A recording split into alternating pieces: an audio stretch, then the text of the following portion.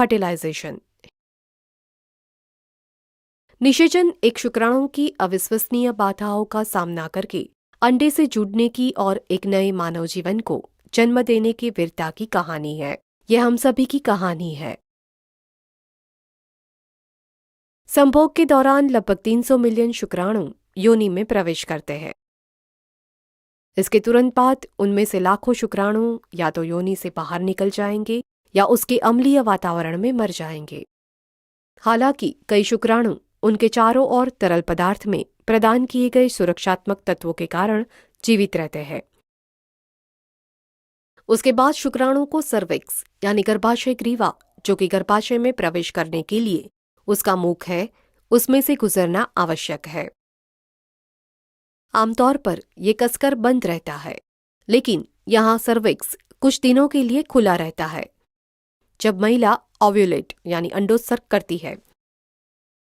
शुक्राणु सर्वाइकल म्यूक्स यानी ग्रीवा बलगम, जो कि पानी की तरह पतला हो गया है ताकि शुक्राणु उसमें से अधिक आसानी से गुजर सके, उसके माध्यम से तैरकर आगे जाता है।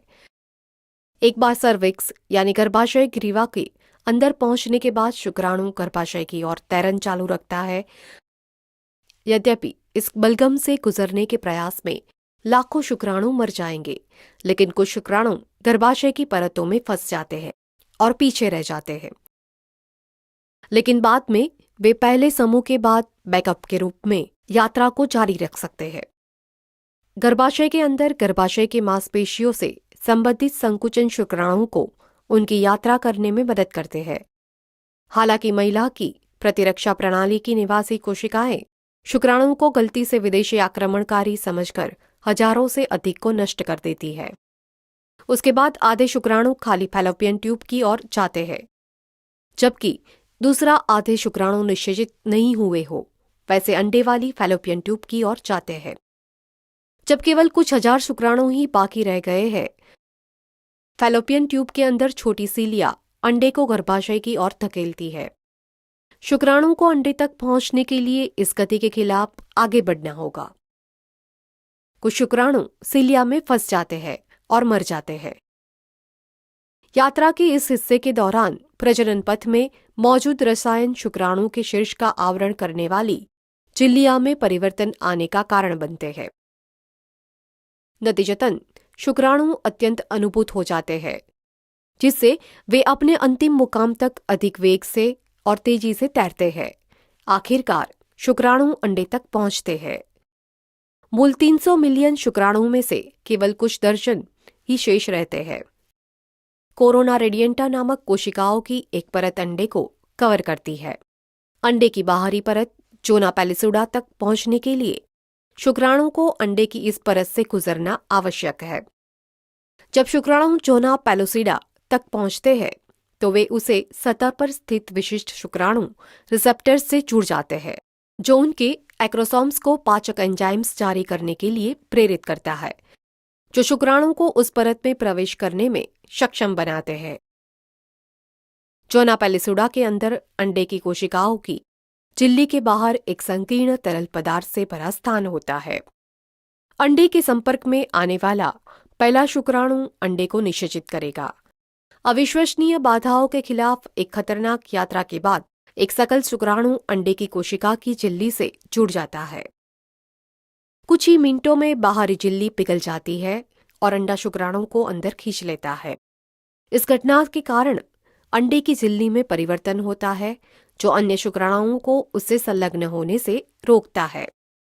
उसके बाद अंडा ऐसे रसायनों को जारी करता है जो अन्य शुक्राणु को अंडे से दूर धकेलते हैं और निषेचन के लिए एक अभेद्य झिल्ली बनाते हैं।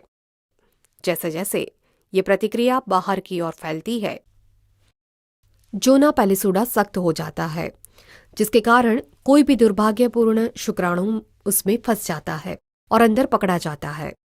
अंडे के कारण शुक्राणु अब जोना पैलिसुडा से जुड़ने में सक्षम नहीं रहते हैं। इस बीच अंडे के अंदर कसकर पैक किया गया पुरुष आनुवंशिक पदार्थ बाहर निकलता है और फैलता है। इस आनुवंशिक पदार्थ के चारों ओर एक नई झिल्ली बनती है, जिसके कारण पुरुष प्रोन्यूक्लियस बनता है। इसके भीतर आनुवंशिक पदार्थ 23 गुणसूत्रों में बदलता है। शुक्राणु के अंडे के साथ मिश्रित हो जाने के कारण जागृत हुआ महिला आनुवंशिक पदार्थ विभाजित होना पूरा करती है, जिसके परिणाम स्वरूप महिला प्रोन्यूक्लियस बनता है, जिसमें भी 23 गुणसूत्र होते हैं। जब नर और मादा प्रोन्यूक्लाई बनते हैं तो मकड़ी जैसे रेशे, जिन्हें माइक्रोट्यूब्यूलस यानी सूक्ष्म नलिकाएं कहा जाता है, वे उन्हें एक दूसरे की ओर खींचती है।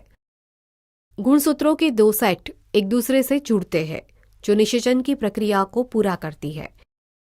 इस समय एक अद्वितीय आनुवंशिक कोड उभरता है, जो तुरंत ही बच्चे के लिंग, उसके बालों के रंग, उसकी आंखों के रंग और सैकड़ों अन्य विशेषताओं को निर्धारित करता है। ये एक नई अकल कोशिका धीरे एक नए मानव की शुरुआत है। और अब फैलोपियन ट्यूब में मौजूद सिलिया धीरे धीरे जाइगोट को गर्भाशय की ओर धकेलती है, जहां वो गर्भाशय की समृद्ध परत में प्रत्यारोपित होता है, जहां वो अगले 9 महीनों तक विकसित होता है और परिपक्व होता है, जब तक कि वो जन्म के लिए तैयार न हो जाए।